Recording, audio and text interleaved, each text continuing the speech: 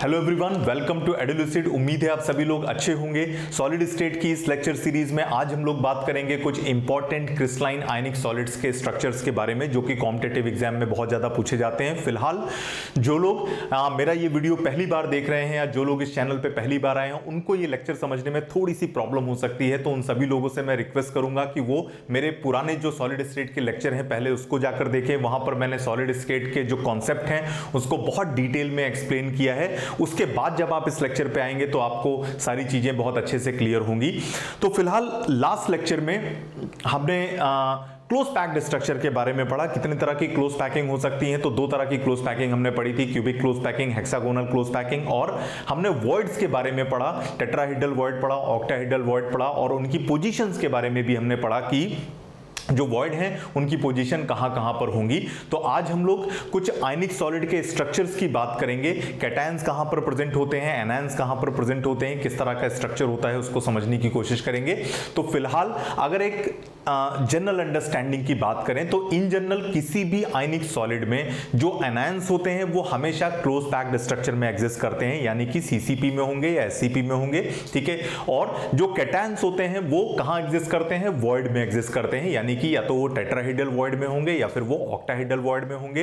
अब टेट्राहेड्रल में एग्जिस्ट करेगा या ऑक्टाहेड्रल में एग्जिस्ट करेगा, कितने टेट्राहेड्रल में एग्जिस्ट करेगा या कितने ऑक्टाहेड्रल में एग्जिस्ट करेगा, ये डिपेंड करता है कि कैटायन और एनायन का रेशियो क्या है उस पर्टिकुलर मॉलिक्यूलर फॉर्मूले में। क्योंकि ओवरऑल जो भी क्रिस्टल होगा या जो भी हम छोटा सा टुकड़ा ले रहे हैं किसी भी सॉलिड का, वो हमेशा इलेक्ट्रिकली न्यूट्रल होगा। कैटायन और एनायन का जो रेशियो है वो हमेशा इस तरह से होगा कि जो चार्ज है वो कैसा हो, हमेशा बैलेंस हो जाए। सिस्टम कैसा होगा, हमेशा इलेक्ट्रिकली न्यूट्रल होगा। तो हम लोग स्टार्ट करते हैं। फिलहाल NaCl से सबसे पहला जो स्ट्रक्चर हमें पढ़ना है वो है सॉल्ट का, रॉक सॉल्ट का, यानी कि खाने वाला नमक जिसको NaCl भी बोलते हैं। सोडियम क्लोराइड की बात करें तो जितने भी Cl- हैं, जैसा कि मैंने बताया इन जनरल जो नेगेटिव आयन होते हैं वो हमेशा क्लोज पैक्ड स्ट्रक्चर में होते हैं। हमेशा करेक्ट नहीं होता बट इन जनरल, ठीक है। तो जितने भी Cl- हैं वो किस में होंगे, ये एग्जिस्ट करते हैं CCP स्ट्रक्चर में या सीसी या FCC भी बोल सकते हैं, ठीक है। फेस सेंटर्ड क्यूबिक आपको पता है, CCP आपको पता है, this is cubic close packing, ठीक है। और जितने भी Na+ हैं, Na+ कहां पर एग्जिस्ट करते हैं, तो Na+ एग्जिस्ट करता है ऑक्टाहेड्रल वॉइड में। Occupy all octahedral void, all octahedral void. तो जितने भी Cl- हैं वो सारे CCP में होंगे, जितने भी Na+ हैं वो सभी ऑक्टाहेड्रल वॉइड को ऑक्यूपाई करेंगे। सभी क्यों ऑक्यूपाई करेंगे, क्योंकि एक Cl- के लिए बताया था मैंने, जितने भी आयन या कोई भी जितने भी पार्टिकल क्लोज पैक्ड स्ट्रक्चर में होंगे उतने ही हमेशा ऑक्टाहेड्रल वॉइड होते हैं, उसके डबल क्या होते हैं, टेट्राहेड्रल वॉइड होते हैं। तो यहां पे Cl- किस में है, CCP में। हर Cl- के लिए कितने ऑक्टाहेड्रल वॉइड होंगे, एक ऑक्टाहेड्रल वॉइड होगा। उस ऑक्टाहेड्रल वॉइड में क्या प्रेजेंट होगा, Na+ प्रेजेंट होगा। तभी यहां पर 1:1 का रेशियो आएगा और जो सिस्टम बनेगा वो इलेक्ट्रिकली न्यूट्रल होगा। एक Cl को बैलेंस करने के लिए यहां पर हमें क्या चाहिए, एक Na+ चाहिए। तो इसलिए Na+ सभी ऑक्टाहेड्रल वॉइड को क्या करेगा, ऑक्यूपाई करेगा। देन अगर हम बात करें कोऑर्डिनेशन नंबर की, ठीक है, कोऑर्डिनेशन नंबर की बात करें तो Na+ Cl- का कितना कोऑर्डिनेशन नंबर होगा, तो Na+ कहां पर है, Na+ प्रेजेंट है ऑक्टाहेड्रल वॉइड में। ऑक्टाहेड्रल वॉइड में कोऑर्डिनेशन नंबर हमेशा कितना होता है, 6। बता चुका हूं ऑक्टाहेड्रल वॉइड हमेशा 6 पार्टिकल के बीच का वॉइड होता है, तो कोऑर्डिनेशन नंबर कितना होगा यहां पर 6। तो इसमें कोई भी प्रॉब्लम नहीं है, यहां लिख देता हूं कोऑर्डिनेशन नंबर। किसका कोऑर्डिनेशन नंबर, तो सोडियम क्लोराइड Na+ का कोऑर्डिनेशन नंबर कितना आएगा, 6। मतलब हर Na+ को 6 Cl- सराउंड करके रखेंगे। बिल्कुल उसी तरह से अगर हम Cl- की बात करें तो Cl- का भी कोऑर्डिनेशन नंबर कितना आएगा, 6, क्योंकि ऑफ कोर्स यहां पे रेशियो कितना है, 1:1 का है, ठीक है। तो कोऑर्डिनेशन नंबर कितना आएगा NaCl का कोऑर्डिनेशन नंबर आएगा 6/6 का, या इसको कभी कभी इस तरह से भी लिखते हैं 6:6, ठीक है। तो अगर हम इसको समझने की कोशिश करें कि ये कोऑर्डिनेशन नंबर 6/6 का कैसे, किस तरह से हर सोडियम को 6 क्लोरीन और हर क्लोरीन को 6 सोडियम घेर के रखते हैं, तो उसको हम एक छोटे से डायग्राम से यहां पे समझ सकते हैं। मान लेते हैं इस तरह का एक क्यूबिक सिस्टम है, तो मान लेते हैं इस तरह से एक Cl- जो है वो क्यूबिक क्लोज पैक्ड स्ट्रक्चर में अरेंज्ड है, ठीक है। क्यूबिक क्लोज पैक्ड स्ट्रक्चर में हमेशा यूनिट सेल क्या होती है, FCC होती है। तो यहां पर एक FCC यूनिट सेल है, जितने भी ये पार्टिकल दिखाई दे रहे हैं ये क्या है, Cl- आयन है। देन इनको अगर आप मिला देंगे तो बहुत आसानी से समझ में आएगा। अगर इनको हम इस तरह से आपस में कनेक्ट कर देते हैं, आमने सामने के फेस के जो भी पार्टिकल हैं वो सारे कनेक्ट हो जाएंगे। ठीक है, तो ये क्या है, फेस सेंटर्ड क्यूबिक स्ट्रक्चर है Cl- का। नाउ Na+ कहां पर प्रेजेंट है, Na+ प्रेजेंट है यहां पे ऑक्टाहेड्रल वॉइड में। ऑक्टाहेड्रल वॉइड कहां पर होता है वो मैं आपको बता चुका हूं। ठीक है, FCC स्ट्रक्चर में हर क्यूब के सेंटर पे एक ऑक्टाहेड्रल वॉइड होता है और हर एज के सेंटर पे एक ऑक्टाहेड्रल वॉइड प्रेजेंट होता है। तो यहां पर एक ऑक्टाहेड्रल वॉइड कहां पर प्रेजेंट होगा, इस सेंटर पे। तो एक सोडियम कहां प्रेजेंट है, एक सोडियम प्रेजेंट है इस सेंटर पे। सोडियम को अगर हम रेड से दिखा दें तो एक सोडियम यहां पर इस सेंटर पे प्रेजेंट है। इसको अगर आप मिलाएंगे तो ऑक्टाहेड्रल ज्योमेट्री यहां पर साफ साफ दिख रहा है, हम मिला भी सकते हैं कुछ इस तरह से। एक ऑक्टाहेड्रल ज्योमेट्री बनेगी। ठीक है, कुछ इस तरह से।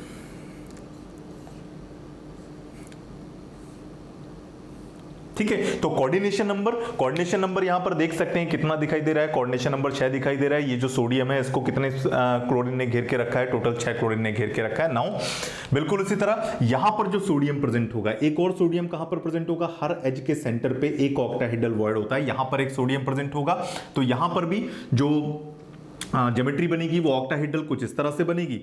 अगर हम इसको मिला दें बिल्कुल ऐसे ही, इसके आगे वाला जो एज होगा वो यहाँ कहीं होगा, इसके ऊपर वाला जो है वो मान लेते हैं यहाँ कहीं होगा, और ये नीचे वाला यहाँ पर दिखाई दे रहा है। तो इन सबको अगर हम मिलाएंगे, 1 2 यहाँ पर क्लोरीन होगा। ठीक है, अगला वाला जो क्यूब होगा उसके फेस के सेंटर का जो क्लोरीन होगा, इसके ऊपर भी यहाँ क्लोरीन होगा। ठीक है, तो इनको हम मिलाएंगे तो हमें बिल्कुल उसी तरह से एक दूसरा यहाँ पे ऑक्टाहेड्रन दिखाई देगा कुछ इस तरह से। ठीक है, एक ऊपर है और एक नीचे है, तो आपको जो भी मिलेगा यहाँ पे, इसको भी अगर हम मिला लें तो कुछ इस तरह की ज्योमेट्री आ जाएगी। So this is called octahedral geometry. तो नाउ ये वाला जो सोडियम है कितने क्लोरीन से घिरा हुआ है, 6 क्लोरीन से घिरा हुआ है। ये वाला भी सोडियम कितने से घिरा हुआ है, 6 क्लोरीन से घिरा हुआ है। तो हमें सोडियम का कोऑर्डिनेशन नंबर पता चल गया कितना होता है, 6। बिल्कुल ऐसे ही अगर हम क्लोरीन की बात करें, क्लोरीन का कोऑर्डिनेशन नंबर 6 कैसे आएगा, तो कोई भी एक क्लोरीन अगर हम पकड़ लें, ये फेस सेंटर्ड वाला क्लोरीन पकड़ लें या फिर हम कॉर्नर वाला क्लोरीन पकड़ लें, कोई भी अगर हम एक क्लोरीन पकड़ लेते हैं तो बिल्कुल वैसे ही ये जो फेस सेंटर्ड वाला है, तो एक सोडियम कहां होगा, हर एज के सेंटर पे एक एक सोडियम प्रेजेंट है। तो एक सोडियम इस एज के सेंटर पे एक सोडियम होगा, इस एज के सेंटर पे एक सोडियम होगा, यहां पर भी एक सोडियम होगा, यहां पर एक सोडियम है, एक सोडियम यहां कहीं पे होगा, इस एज के सेंटर पे यहां कहीं एक सोडियम होगा। तो 1 2 3 4 सोडियम हो गए, 5वां ये है और 6वां जो है वो बिल्कुल वैसे ही अगले वाले क्यूब में होगा, यहां कहीं पे। थोड़ा सा कॉम्प्लिकेटेड हो गया है, लेकिन अगेन इसको भी अगर हम मिलाएंगे तो आपको क्या मिलेगा, पूरा 6 कोऑर्डिनेशन नंबर दिखाई देगा किसका, क्लोरीन का, कुछ इस तरह से। ठीक है, तो 1 2, ठीक है, तो इसको अगर हम मिला लेंगे तो कुछ इस तरह से हमें 6 कोऑर्डिनेशन नंबर दिखाई देगा यहाँ पे। ठीक है, ये हो गया स्क्वायर और एक पिरामिड इधर और एक पिरामिड इधर, तो this is called square bi pyramidal. ठीक है, तो थोड़ा सा डायग्राम कॉम्प्लिकेटेड हो गया है क्योंकि सब कुछ हमने एक में ही बना दिया है। अगर आप इसको अलग अलग सेपरेटली ड्रॉ करेंगे तो बहुत आसानी से क्लियर हो जाएगा। ठीक है, तो कोऑर्डिनेशन नंबर, तो सोडियम क्लोराइड का ये सबसे कॉमन स्ट्रक्चर है जो कि पूछा जाता है, इसलिए हमने इसको बहुत डिटेल में समझा।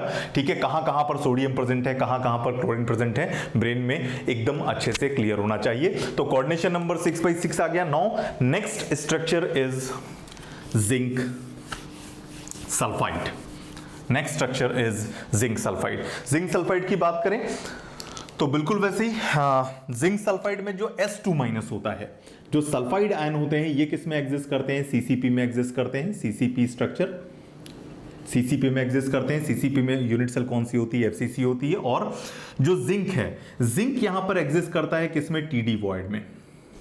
जिंक एग्जिस्ट करता है यहाँ पे TD वॉइड में, यानी कि टेट्राहेड्रल वॉइड में एग्जिस्ट करता है। नाउ कितने टेट्राहेड्रल वॉइड में प्रेजेंट होगा, तो हर सल्फर के लिए टेट्राहेड्रल वॉइड कितने होते हैं, 2। लेकिन यहां पर मॉलिक्यूलर फॉर्मूले में अगर देखेंगे तो हर सल्फर के लिए जिंक यहां पर कितना है, 1। इसका मतलब यह है केवल आधे टेट्राहेड्रल वॉइड में जिंक प्रेजेंट होगा, बाकी के आधे टेट्राहेड्रल वॉइड क्या होंगे, खाली होंगे। अगर ऐसा नहीं होगा तो इस क्रिस्टल की जो इलेक्ट्रिकल न्यूट्रलिटी है वो मेंटेन नहीं हो पाएगी या वो डिस्टर्ब हो जाएगी। ठीक है, तो जिंक कहां पर होगा, हाफ ऑफ द टेट्राहेड्रल, ये इंपॉर्टेंट है, half of the TD void. ठीक है, half of the tetrahedral void में जिंक प्रेजेंट होगा।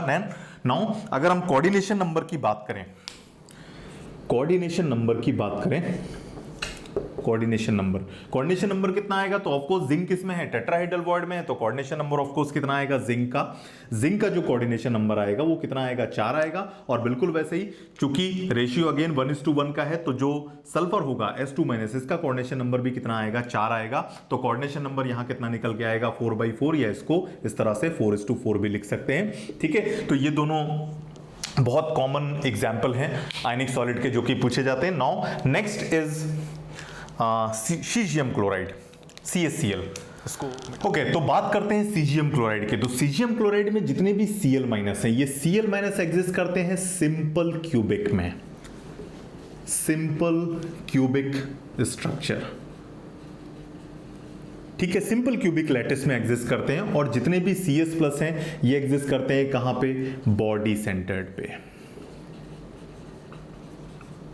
ठीक है, तो स्ट्रक्चर कैसा हुआ? स्ट्रक्चर एक्चुअली कहता है बॉडी सेंटर्ड क्यूबिक है। नाउ अगर हम कोऑर्डिनेशन नंबर की बात करें तो कोऑर्डिनेशन नंबर कितना आएगा? यहां पर 8/8 का कोऑर्डिनेशन नंबर आएगा। तो ये मैं पहले बता चुका हूं पिछले लेक्चर में। ठीक है, तो बॉडी सेंटर्ड क्यूबिक में, बॉडी सेंटर्ड क्यूबिक कुछ इस तरह का होता है। एक क्यूब होगा, क्यूब के कॉर्नर पे क्या प्रेजेंट है? सारे कॉर्नर। सिंपल क्यूबिक में यहां पर क्या प्रेजेंट है?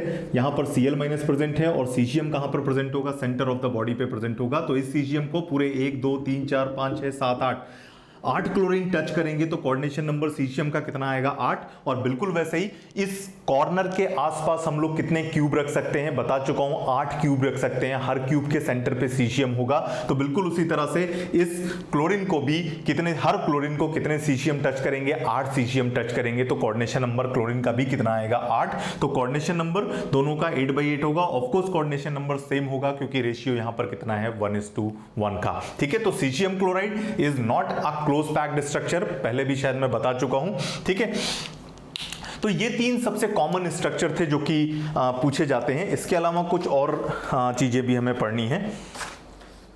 Okay, so the next structure is fluoride and anti fluoride structure. Fluoride और एंटी फ्लोराइड स्ट्रक्चर क्या होता है? तो बेसिकली जो Ab2 टाइप के कंपाउंड होते हैं, Ab2, ठीक है, A कैटायन होगा, B एनायन होगा।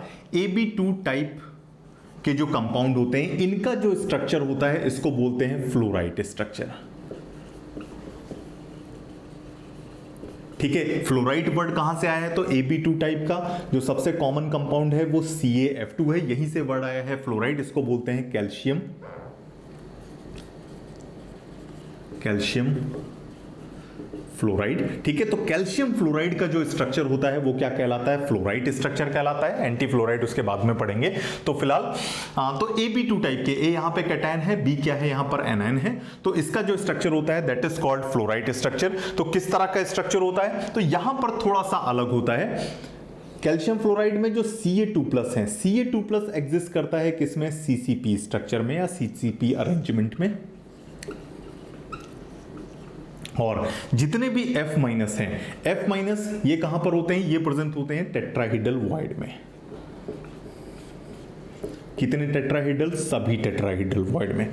ठीक है, तो Ca2+ किस में होगा? CCP में होगा। CCP में होगा तो हर कैल्शियम के लिए कितने टेट्राहेड्रल वॉइड होंगे? 2 टेट्राहेड्रल वॉइड होंगे। और यहां पे हर कैल्शियम के लिए फ्लोरीन कितने चाहिए? 2। ठीक है, तो इसलिए सभी टेट्राहेड्रल वॉइड में क्या प्रेजेंट होगा? F- प्रेजेंट होगा। तो इस तरह का जिनका स्ट्रक्चर होता है, इस तरह का स्ट्रक्चर क्या कहलाता है? फ्लोराइड स्ट्रक्चर कहलाता है। Ab2 टाइप का कंपाउंड होता है। ये इसका एक एग्जाम्पल है कैल्शियम फ्लोराइड। नाउ अगर हम कोऑर्डिनेशन नंबर की बात करें, ये इंपॉर्टेंट है, इसमें कंफ्यूजन होता है कई बार। अगर हम कोऑर्डिनेशन नंबर की बात करें, कितना कोऑर्डिनेशन नंबर आएगा? तो अगेन F- किस में है? टेट्राहेड्रल वॉइड में। तो इसका कोऑर्डिनेशन नंबर कितना आएगा? ऑफ कोर्स 4 आएगा। टेट्राहेड्रल वॉइड का मतलब वो 4 पार्टिकल के बीच का वॉइड है। तो कोऑर्डिनेशन नंबर यहां पर कितना आएगा? कोऑर्डिनेशन नंबर F- का कितना आएगा? 4, यानी कि F- को कितने Ca2+ ने घेर के रखा है? 4। नाउ अगर हम कैल्शियम के कोऑर्डिनेशन नंबर की बात करें, Ca2+, नाउ कैल्शियम और फ्लोरीन के बीच में रेशियो कितना है? 1:2 का है। ठीक है, हर कैल्शियम के लिए कितना है? डबल फ्लोरीन है, 2 फ्लोरीन है। तो यहां पर कोऑर्डिनेशन नंबर भी कितना आएगा? डबल आएगा। Coordination number is going to be 8। तो यहां पर जो कोऑर्डिनेशन नंबर आएगा CaF2 का अगर हम कोऑर्डिनेशन नंबर की बात करें तो वो कितना आएगा? कैल्शियम का कोऑर्डिनेशन नंबर कितना है? 8।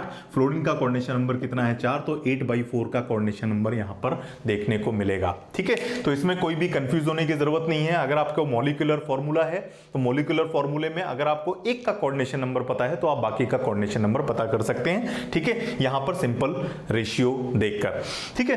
तो नाउ ये तो हो गया फ्लोराइड स्ट्रक्चर।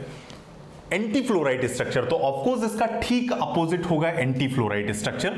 तो एंटी फ्लोराइड स्ट्रक्चर क्या है, तो anti fluoride structure AB2 type क्या था, फ्लोराइड स्ट्रक्चर था, तो इसको अगर हम थोड़ा सा चेंज कर दें A2B टाइप, A2B टाइप के जो कंपाउंड होते हैं ये क्या कहलाते हैं, they are called anti fluoride structure. ठीक उल्टा इसका क्या कहलाता है, एंटी फ्लोराइड स्ट्रक्चर भी उल्टा होता है। तो एंटी फ्लोराइड स्ट्रक्चर A2B का मतलब जैसे Na2O, ठीक है, सोडियम ऑक्साइड, सोडियम ऑक्साइड का जो स्ट्रक्चर होगा वो कैसा होगा, एंटी फ्लोराइड स्ट्रक्चर होगा।